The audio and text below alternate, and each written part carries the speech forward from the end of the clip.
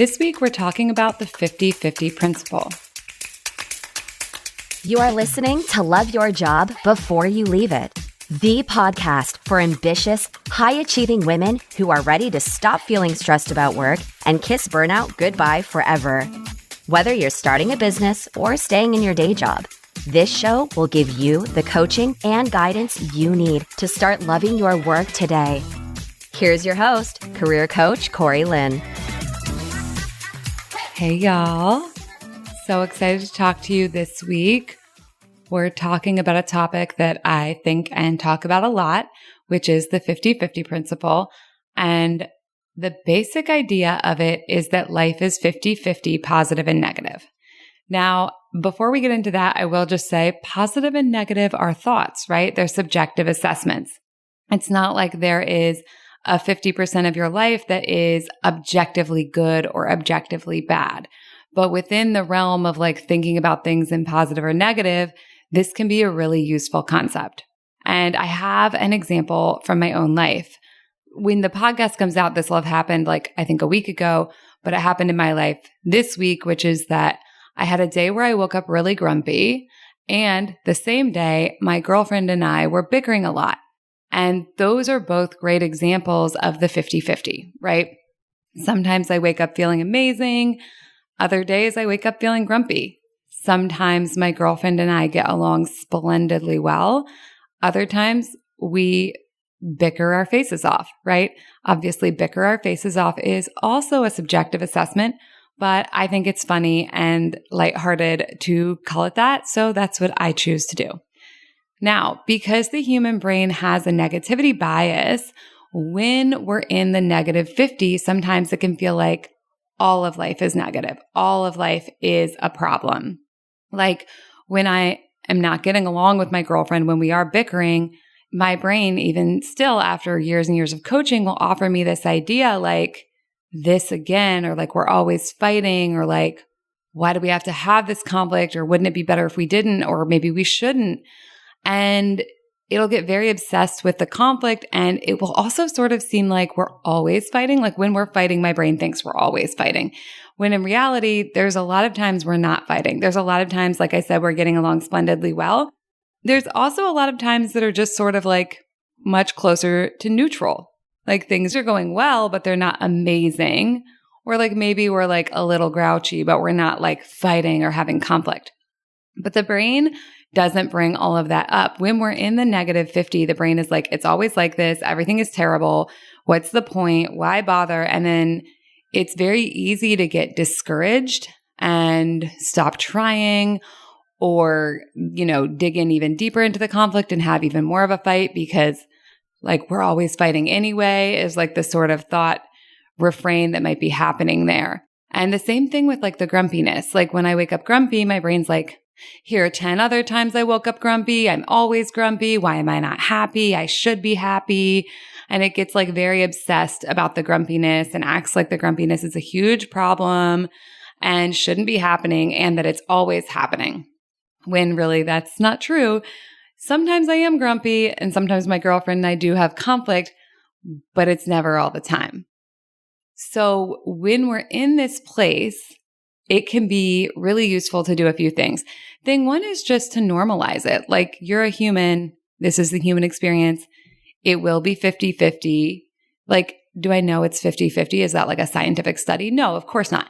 That's kind of just, I think, a basic coaching teaching that helps us normalize that sometimes we will have negative experiences and negative emotion, and that every human with a fully functional human brain does have negative feelings. So again, step one, we normalize it. Having negative feelings sometimes, again, like I've said 16 times already, part of the human experience. And we notice like, oh, my brain is maybe acting like this is all I ever experience, but I know that's not actually true. And so one thing you can do is even think about like times when the opposite has been true. This is a great coaching technique for lots of different things, but you can be like, well, when did I wake up and feel fine? Or when did I wake up and feel amazing? When have I had a different experience to the one I'm having right now? And kind of just looking for that data will jar your brain out of its point of view that if it's difficult now, it's always difficult. And if you have that idea of the 50-50, you can be like, well, where's the positive 50? If this is like the 50 I don't prefer, where's the good 50? When did that happen? When was the time my girlfriend and I got along really well?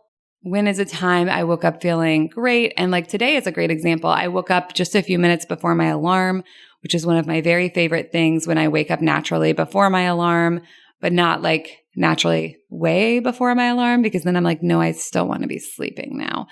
So I was like, oh, I'm going to notice this. And especially because I had that negative waking up yesterday, today I was like even more geared up to be like, yes, this is the good 50. It's awesome. And I think that's such a great point because sometimes we don't even notice the good 50. Like I have this happen all the time where when something goes the way I think it should or the way I want it to, my brain's like, yeah, that's how it should happen. I should wake up feeling amazing. But in this capacity, the word should just robs us of pleasure. When things go the way I want them to, I'm just like, yeah, it should. And then when they don't go the way I want them to, I'm like, this is fucking terrible. Then I never get to experience a ton of delight, right? I'm experiencing negative emotion when things don't go according to my plan, but I'm not experiencing positive emotion when they do. And if anything, I think thinking things should go the way that they are, like it doesn't necessarily feel super bad. Like it's not as bad as when they don't. But I do think it kind of feels a little bit bad sometimes. And it definitely doesn't feel as good as when we're like enjoying it and taking pleasure in it, right? So part of the 50-50 lesson for me is like taking pleasure in it when things are going well and reminding ourselves about that. That's why we do the thing where we celebrate the wins, we notice what is working. Those things help bring our attention back to the good 50, the 50 we want. And we have to do that on purpose because otherwise the brain's always going back to the negative 50, to what's not working, to what didn't go the way we wanted it to all of the feelings we have that we don't like, etc. Okay, so I think you get the basic idea. The basic idea is that 50% of the time things will be good and we'll feel positive emotion, and 50% of the time things like maybe don't go the way we want and we feel negative emotion. It's worth it to also say that sometimes we're having like both 50 at the same time. Like sometimes things don't go the way we want them to, and yet we're still in a great mood. And sometimes things go exactly the way we want them to, and we're still in a terrible mood. Like we are humans and can be complex in that way. But the basic idea is that having negative experiences and negative emotions is part of life. Now, with the coaching tools I teach, you can still use the coaching tools to have often a better experience. So sometimes we can use the coaching tools to reframe the thing that we're not enjoying into something we can enjoy, or at least reframe it into neutral. But we're never gonna get away from having some negative feelings, because negative feelings are just part of life. And sometimes we want to choose negative feelings. Sometimes certain things happen in our life and we don't want to feel super happy and positive about them.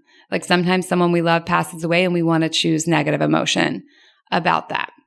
But something I love to think about in a different way that I love to use this tool is this. It's the idea that like if life's going to be 50-50 either way, if I accept that premise, and I do. So like in that premise, it's like if I'm going to have discomfort sometimes either way, whether I try to have it or don't try to have it, what kind of discomfort do I want to choose? This is something I use in my business and in my relationship all the time. Like if I'm going to have some discomfort in my business, do I want it to be the discomfort of like putting content out there that I feel really passionately about, even though I'm afraid people might have thoughts about it?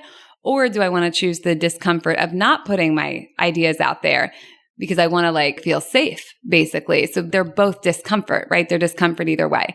In the relationship, the example is like, do I want to have the discomfort of having a, conflict conversation with my partner, or do I want to have the discomfort of not having the conflict conversation? And what I've decided over and over again is I want to have the discomfort of doing the thing I want to do. If I'm going to feel uncomfortable either way, I'd rather have the discomfort of like having the conflict conversation and being really honest with my girlfriend about where I'm at and what's going on for me, even though will that conversation be uncomfortable for me? Abso-fucking-lutely, right? And in my business, it's like last week I put out my podcast about coming out, and I talked in the podcast about how nervous and uncomfortable I was and how much I procrastinated on it. But at the end of the day, I want to put that content out there for you and for me. even if I feel uncomfortable. And so what does this look like for you in your job, right? It might look like asking for the raise, even if you think you're not going to get it. Being willing to feel the discomfort of asking for the raise instead of staying in the discomfort of not asking for it. It might look like asking for support on a certain project, feeling the discomfort of asking for the support versus feeling the discomfort of doing all the work with no support.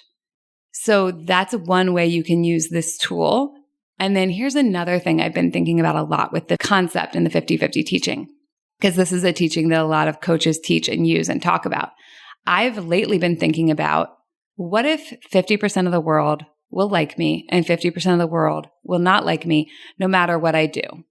Now, obviously, I can't prove this. This isn't like a scientific 50-50, but I love this idea because it gives me absolute freedom. If 50% of the people in the world are going to love me and think I'm amazing no matter what I do, and 50% of the people in the world are going to hate me and think I'm insane no matter what I do, then I get to do whatever I want. And then I actually have the freedom to be who I am as a person and show up how I want to show up. Because if I try to do some people-pleasing behavior, some people who dislike me right now might like me, but other people who like me right now might dislike me. So I kind of love this idea that I can never get more people to like me. Again, this isn't like a scientific truth. This is just a thought frame that I use to give myself the freedom to be who I am and to trust that while some people may not love who I am, some people will. I also love to think that I have people in my life who will love me no matter what I do. So literally no matter what I do, those people will always be in the 50 that love me. And then I think there are other people in my life who no matter what I do, they're always going to be in the 50 who dislike me. So if I'm trying to live my life making that person happy, I'm kind of always fucked, right? If they're just never going to like me because of whatever their thoughts about me are, there's nothing I can do. Now, listen, there's nothing you can do anyways to control other people's thoughts, but it is true that sometimes when we moderate our behavior, people have different thoughts about us. But if 50% of people aren't going to like you anyways, no matter what you do, why not just be who you actually are? Why not just say what you actually think? And obviously, this doesn't mean all wildly or you can do it wildly if you want to. I'm still thoughtful in how I say things. I'm still thoughtful in how I show up. It's more me giving me permission through the lens of thinking about other people, which is kind of convoluted. Really, I could just decide I love me no matter what. And that's a different coaching teaching. That's kind of what we talked about last week with loving ourselves through our decision, no matter what it is. But humans are social creatures. And so we do, even those of us who have done fuckloads of coaching, spend a lot of time thinking about what other people think about us. But I just love the idea that I can't manipulate that. Maybe I can manipulate individual people, what they think about me, but I love the idea that I can't manipulate the larger numbers overall. So that's just something I want you to think about. If life's 50-50 no matter what, if sometimes I want that negative 50 of a negative emotion, if there's going to be discomfort no matter what I choose, and if some people are going to like me and some people aren't going to like me no matter what I do, how do I want to show up to my life? How do I want to show up to my work? How do I want to show up to my career? Which difficult conversations do I want to choose to have for my own reasons? And which ones do I want to choose not to have for my own reasons? I think this is such a powerful concept and cannot be overstated what you can use this to do in your life for everything from normalizing the times when you don't feel great and realizing that makes you just as much a human as everyone else. Bringing your brain back to remembering and loving what is working, because there's always, always, always stuff that is working. There always is that positive 50 when you look for it. Now, if you don't look for it, your brain will tell you there is no positive 50 because of negativity bias and confirmation bias and all that other, brain shit we have going on. So you do have to do that part on purpose, but it's there. And I actually think one of the best ways to find it is just to force yourself to list things. And don't tell yourself to list one thing, because if you have to list one thing, your brain will be there are no things. Tell yourself to list 5 or 10 things that are going well or are working, or the positive 50 in your life. Because while the brain will resist having to list one thing, when it has to list a bunch, it kind of gives up on that because it's going to be so many, it just will spit out information at you. You don't have to agree with this principle. You might not be on board with the idea that life is 50-50. A lot of people actually want to argue with this principle. They're like, wait, what if it could be 80-20? Can it be 80% great and 20% not great? And you can choose whatever percentage you want, because again, this is not science. I like 50-50 because it's equal parts. And it's like, no matter what I do, some things I like, some things I don't like. It just, I think, really simplifies things for me. And then every time like I'm in a bad mood or something negative happens, I'm like, cool, there's going to be like an equal and opposite thing potentially. And I can just keep my eyes open for it. And again, what we keep our eyes open for is what we find, see, and experience. So the basic things about the 50-50 teaching are 50% positive, 50% negative. 50% things go the way you want them to, 50% they don't. Now, obviously, a lot of that does come down to perspective, but it's just like a simple framework for thinking about the world. And then again, the discomfort, right? If I'm going to feel discomfort either way, which discomfort do I want to choose? And the different discomforts have different side effects, right? Like I like choosing the discomfort of having the difficult conversation with my girlfriend because then it's done, but it also builds intimacy in our relationship. She knows me better when I'm willing to have those difficult conversations. I know her better, and we get better at having difficult conversations. So yeah, I'm still having my fair share of discomfort, but I like the side effects of that discomfort. I like the benefits of that discomfort. I like the outcomes of it, and I like the habits it's building, and it gets easier. But that doesn't necessarily mean I'll have less discomfort. It might mean we have deeper conversations, or maybe I'm having my discomfort in a different area. Although honestly, even when it does get easier to have conflict conversations, like I don't know that it ever gets easy, right? Like it's still conflict. It's still work, and that's okay.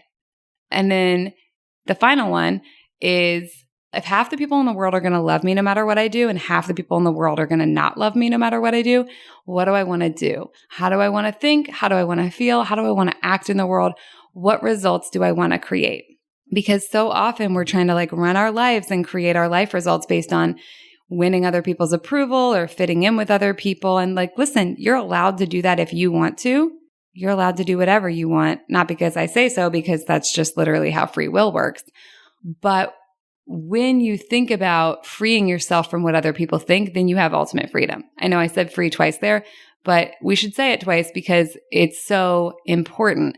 I think there's so much of what people want in life is freedom, right? So much of what people want in work or when they switch jobs or when they want to make more money or when they want to retire early, what they want is freedom. What they want is choice. And when you use the coaching tools I'm talking about on this episode and all the other episodes, what you realize is you already have it. You already have ultimate freedom. You already have ultimate choice. Now, some of the things you choose may have consequences you don't want.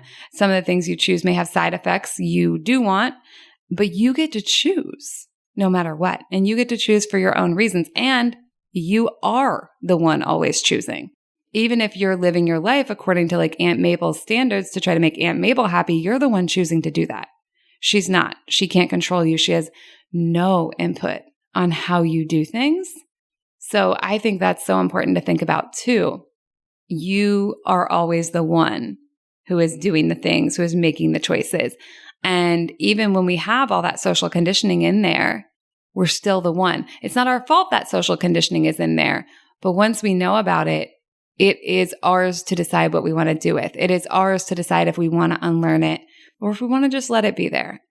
And listen, if you do want to unlearn it, I want to do that work with you because I'm so passionate about this and the things you can do and accomplish and have and be in your life when you take full responsibility and when you do step into that choice and that freedom that you already have will blow your fucking mind. So if you want to do that with me, come sign up for a consult call. Let's have a conversation about it. No pressure. If it's the right fit, I'll tell you how you can work with me. If it's not, we'll just have had a lovely conversation. All right, y'all. Have a great day. Bye. Thank you for listening to Love Your Job Before You Leave It. We'll have another episode for you next week. And in the meantime, if you're feeling super fired up, head on over to CoreyLynn.com for more guidance and resources.